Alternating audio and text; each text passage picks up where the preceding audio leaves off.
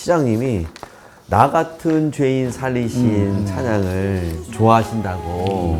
가만히 생각해 보면 우연이라기보다는 그냥 저한테 대한 무언가 끝없는 은혜였던 것 같고, 너를 내가 지켜준다라고 하는 그런 느낌이 없었으면 이게 가능했을까 하는 그런 생각이 드는 거죠. 성경을 2번을 통독을 했는데 한 번은 대학을 들어가고 나서 처음 전체를 한번 다 읽어봤어요. 네. 그때는 일부러 괜히 우쭐해서 그런지 영어 성경을 가지고 한번 다 읽어봤어요. 근데 영어 성경을 읽으니까 역시 뜻도 잘 안 오고 잘 몰랐는데 어쨌든 네. 다 읽어봤어요. 그리고 이번 선거 끝나고 이때는 한글 성경을 가지고 다 전체를 다 읽어봤어요. 그랬더니 부분 봤을 때하고 굉장히 다른 느낌들이 오게 되는데 결국 그 바탕이 그런 거더라고요. 뭐 세상의 잣대로 보더라도 내가 낙오할 일들이 얼마나 많았겠어요. 일을 하면서 보다 보면 그런 일도 많고 그랬을 텐데 덮어주고 끌어가 주시고 하는 그런 것들이 그래서 이 곡을 선택을 한 거예요. 아, 그러셨구나. 네. 1급 공무원을 탄탄하게 하고 계셨잖아요. 근데 갑자기 또 정치에 대한 마음을 품으셔서 아내한테 어떻게 보면 미안하기도 하고 죄인일 수도 있을 것 같고 그런. 자꾸 우리 집사람 얘기하라고 유도하시는 것 같은데. 사랑의 표현 많이 하세요? 거의 안 합니다. 거의 안 하세요? 우리 그러시면 안 되시죠. 우리 서로가 서로에 그게 익숙해져가지고요. 아, 그래요? 안 하는 걸 서로 좋아합니다. 선거, 2018년 선거 때도 정말 저보다 더 열심히 했던 것 같아요. 아, 그래요? 한 번은 명함을 돌리는데 저는 이렇게 누구 지나가게 되면 그냥 받으면 말고 그냥 이러는데 막 뛰어다니다가 제 눈앞에서 넘어지더라고요. 그걸 보고 정말 얼마나 마음이 아파요. 또 제가 떨어지던 선거에는 우리 큰아이가 도와줬는데 나중에 이제 어쩌는 우연하게 얘기를 하는데 그 큰아이한테 누군가가 그걸 돌아서서 욕을 하고 침을 뱉기까지 했다는 그 얘기를 들으면서 정말 내가 이 짓을 왜 했는가라고 참 후회도 많이 했었어요. 근데 그런 것들을 그냥 다 원래 이 판이 그렇지라고 생각하고 받아들이고 근데 한번 떨어져 보니까 그게 가능하더라고요. 네, 어제만 그래서 웬만큼 욕해도 그냥 다 흘려버려요. 그래도 우리 사모님 고마우시죠? 또 그 말을 꼭 듣고 싶으셔가지고 고맙죠. 고맙죠. 고마우시죠. 근데 뭐 아버님이나 어머님이나 우리 아버님은 하나님을 잘 모르고 가신 분이었고요. 그러시죠. 우리 어머님도 나중에 교회를 다니시면서 독실한 권사님이셨어요. 어머니가요? 어머니가. 참 우리 어머니가 고생을 많이 하셨어요.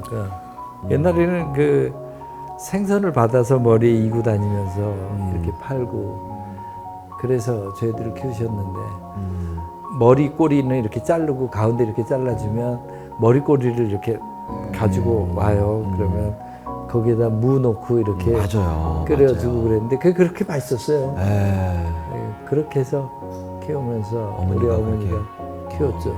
어머니한테 유일하게 효도했다 싶은 것 중에 하나는 제가 행정고시를 합격할 때 이제 합격한 사람들 전부 불러 모아서 장관, 총무처 장관을 비롯해 몇몇 장관이 와서 축하해주고 합격증을 전수를 해주고 뭐 이랬어요. 어머니 좋아하셨겠네요. 어머님이 이제 오셔서 같이 사진 찍고 전철을 타고 가는데 여기에다가 이제 제가 행정고시 35회인데 축하합니다. 행정고시 35회 합격. 이 꽃을 이제 부모님들한테 다 다르겠죠. 그러니까 어머니 그걸 타고 전철을 타지 않았겠어요? 자랑스럽게. 그랬더니 그 전철을 탄 사람들이 전부 훌륭한 아들 뒀다고. 그때 우리 어머니가 꽤 우쭐하셨다고. 너무 좋으셨겠죠. 우리 어머님한테 유일하게 효도한 것 같아요. 이제는 나한테 주어진 그 달란트를 무언가를 위해서 쓸 때가 되는 것 아닌가 하는 그런 생각이 들었어요. 그럴 때 제일 먼저 떠오르는 단어가 소명이라는 단어더라고요. 제가 경기도에 평생교육국장을 하면서였는데 한 번은 한센님 마을을 이렇게 가봤어요. 어. 참 냉랭하게 거지가 없어요. 왜냐하면 한센님 마을에 그분들이 느끼기엔 자기들 외에는 다 적처럼 느껴지죠. 마음이 안 열리죠. 그리고 또 한센님 마을의 특징은 그들이 생계를 유지하기 위해서 현행법을 어겨가면서라도 억지로 했든지 생계를 유지하기 위한 노력을 하는 것에 대해서 행정은 끊임없이 와서 단속을 하게 되고 귀찮게 하고 그러죠. 그러니까 그 냉랭함이죠. 내가 평생교육장을 하면서 이분들을 위해서 뭘 할 수 있을까라고 생각을 해봤는데 그 평생교육을 하기 그 직전에 제가 도시환경국장이라는 것을 해서 그 한센님 마을을 가서 당시에 그 공장들이 대부분 무허가 공장이에요. 네. 그 수질은 워낙 단속을 심하게 하니까 임진강이나 한탄강 쪽으로 갈라가는 물에 대한 수질 관리는 되는데 대기 관리는 제대로 안 돼 있던 상태죠. 그래서 이분들한테 어떻게 해서든지 내가 도움을 주겠다라고 그래서 그 대기 관리를 하는 시설을 도의 예산으로 지원을 해줘서 하는 일을 했었던 적이 있었어요. 당시에 많은 우리 직원들이 반대를 많이 했죠. 무허가 시설에 대해서 지원해 준다는 게 말이 되느냐. 근데 저는 이미 벌써 지어진 공장이 가동되고 있는데 그것을 시설 개선을 하지 않으면 결국 그 피해가 그럼요. 주민들한테 돌아가는 것이고 그러니까 해줘야 된다라고 해서 한센님 마을에 이장을 만났는데 그분의 리더십이 참 대단하더라고요.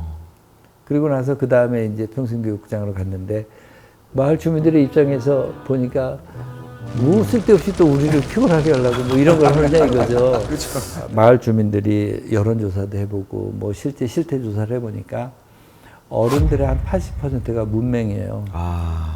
당시 아주대학교에서 평생교육을 하는 분한테 제가 부탁을 했더니 그분이 그 교수님이 같이 우리 참여합시다라고 해서 그 마을 주민들이랑 같이 생활하면서 이제 래퍼 형성도 해가면서 뭐 이렇게 진행을 했어요. 그러면서 한글을 조금씩 시작을 하면서 하다 보니까 조금씩 대화가 되는 거예요. 배우면 뭐를 해보고 싶어요. 그랬더니 내가 내 이름 석자를 은행에 가서 이름 쓰고 비밀번호 쓰고 내가 돈을 찾아왔으면 소원이었겠다. 내 통장에 있는 돈을 내가 한 번도 내가 찾지를 못해. 누구한테 부탁해야 돼. 시장에 갈 때 시금치, 배추 뭐 이렇게 써가지고 가서 장 한 번 봤으면 좋겠다. 우리 손자 아이가 와서 동화책을 읽어달라고 하는데 저리 가 하고 내가 쫓아버렸다. 내가 창피해서 내가 글을 못 읽는다는 말은 못하고 저리 가. 얘를 쫓아버리고 내가 얼마나 울었는지 압니까? 그런 말을 보면서 내가 어떻게 해서든지 이분들을 공부를 할 수 있는 길을 만들어줘야겠다. 그래서 그 마을에 포천에 있는 그 마을에 마을회관을 시설을 개조하면서 공부를 하도록 만들었어요. 그렇게 하려고 하니까 뭐 주변에서 그 마을 말고 또 가면 뭐 요즘 평생교육 하는데도 그 2005년, 6년 뭐 그 시점이었는데 얼마나 많겠어요? 그러니까 그 마을에 가서 공부하면 되지 않느냐고 저한테 막 그러는 거죠. 왜 옆마을에 가서 그 교육 프로그램이 있는 데 가서 공부 안 하셨어요? 그랬더니 저를 가만히 쳐다보더니 나도 공부를 하고 한글을 배우고 싶어서 그 마을에 가서 이렇게 문을 여는데 열면서 내 손을 보는 순간 내가 도망쳐 왔습니다. 손가락이 잘라진 내 손, 얼굴이 찌그러진 얼굴을 보고 내가 들어갔을 때 그들이 도망갈 것 같아요. 내가 왔습니다. 네, 어떻게 했으냐. 근데 그때 이제 광주에 가면 남한산 초등학교라고 있습니다. 우리나라의 그 대안교육이 아주 유명한 학교인데 교장 선생님이 학교를 브리핑을 해주면서 제가 아주 결정적으로 제 마음을 움직이는 한마디를 하더라고요. 교육은 단 한 사람을 위한 것입니다. 평균적으로 누구에게 효율을 생각하는 것이 아니고 정말 배움에 갈급한 사람, 그 한 사람을 위해서 하는 게 교육이다. 그래서 과감하게 시작하자. 그 마을을 행복학습마을이라고 하는 이름을 붙여서 그 마을회관을 바꿔서 교육 프로그램을 넣었죠.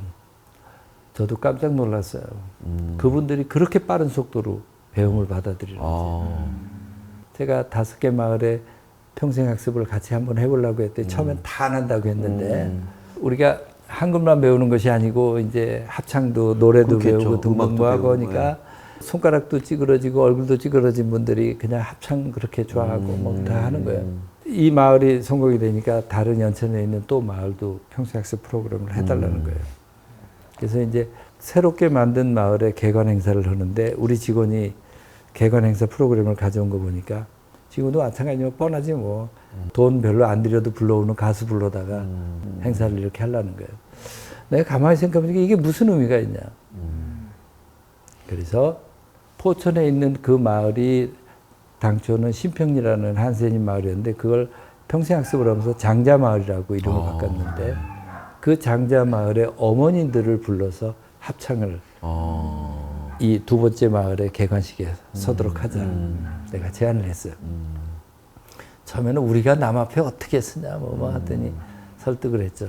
얼굴이 찌그러지고 손이 떨어진 것이 우리 어머니들 아버님들 잘못이냐. 그렇지 않다. 왜 우리를 움츠러드느냐. 당당하게 나서자. 했더니 놀랍게도 자기들이 입어야 될 옷을 그 합창곡을 찾으러 동대문 시장 가서 헤매면서 그 무대에 서기 전날 그것을 입고 나타나서 노래를 부르는데 제가 얼마나 감동을 했는지 몰라요. 배움이라고 하는 것이 단순하게 글자를 바꾸는 것이 아니고 사람의 마음의 문을 열고 그들이 또 다른 세상을 만드는 세상 앞에 당당하게 나서. 그래서 제가 기회만 있을 때마다 행사 때마다 그분들을 쓰도록 만들고 그랬어요. 그렇게 해서 교육을 한 게 한 2년쯤 정도밖에 되지 않았는데 그렇게 큰 변화가 있었던 거죠. 그러니까 이제 조금씩 소문들이 나기 시작하는 거예요. KBS에서 방송에서 이제 특집 프로를 하겠다라고. 방송에 드러낸다는 건 자기를 정말 이제는 당당하게 드러내놓고 부끄럽지 않게 말할 수 있는 기회잖아요. 그래서 촬영을 시작했는데 하루쯤 촬영했는데 연락이 왔어. 이분들이 촬영을 못 하겠다라고 한다는 거예요. 그분들의 자녀들은 대부분 다 그 마을이 아닌 다른 곳에 삽니다. 그 자녀들의 배우자들은 자기 부모들이 한생이라는 걸 감추고 싶은데. 감추고 싶은 거죠. 내가 방송에 나왔다가 혹시 알려줘서 그 아이들한테 불행이 될까 봐 내가 촬영을 못 하겠다는 거예요. 참 마음이 아프지만 이해가 되더라고요. 네, 그래서 그런 뜻이 있네요. 알겠습니다라고 접었어요. 그랬는데 한 3달쯤 지나서 MBC에서 또 촬영을 해보자는 거예요. 이분들이 그 사이에 또 여러 그 대중 앞에 설 수 있는 기회도 많고 막 그랬죠. 3달쯤 지나서 해보시겠냐 했더니 한참 했더니 해보겠다. 그래서 이분들이 자기들의 삶, 자기들이 공부를 하면서 어떻게 변해왔는가라고 하는 것들을 그 해에 추석 특집 프로그램으로 촬영을 해서 아침에 나갔습니다. 우리는 한센인입니다. 가족으로부터 철저히 버림받았고 세상과 단절되어 절망 속에서 살아왔습니다.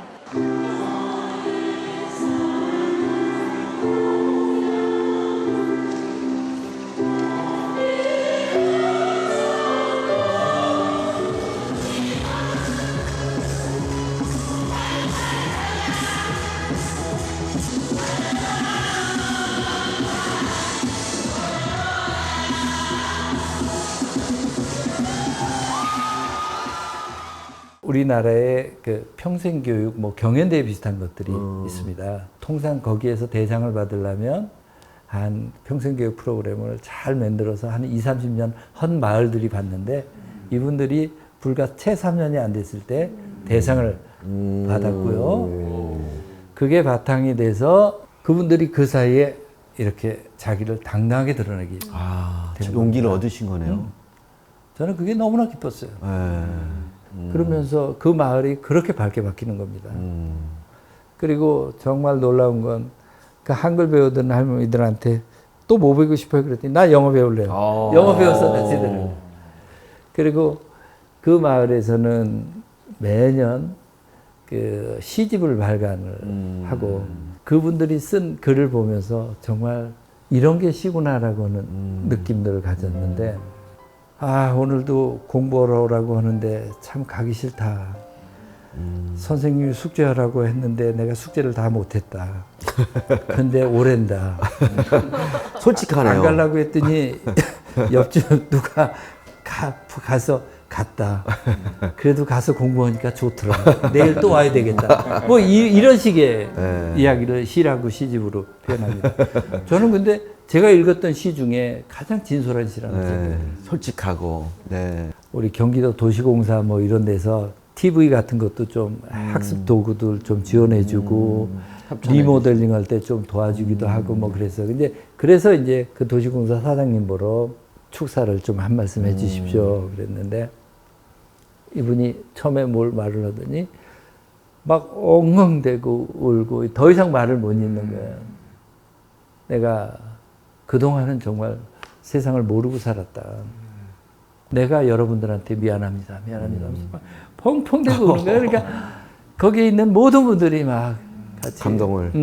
눈시를 적시고 같이 울었었던. 네. 그러니까 결국은 사람의 마음을 움직인다라고 하는 것이 무엇인가 하는 것들을 제가 아주 공감했었던. 시장님은 그냥 제 생각이에요. 제 생각인데 정치인 같지는 않으시고 공무원 같지가 않으세요. 공무원 같지 않으시고 선교사님 같아요. 그러니까요. 네. 근데 그런 의미 있는 일들을 계속 그러니까요. 밀어붙이시면서 네. 반대도 되게 많지 그래 않나요? 반대도 많으셨을 그렇죠. 텐데요.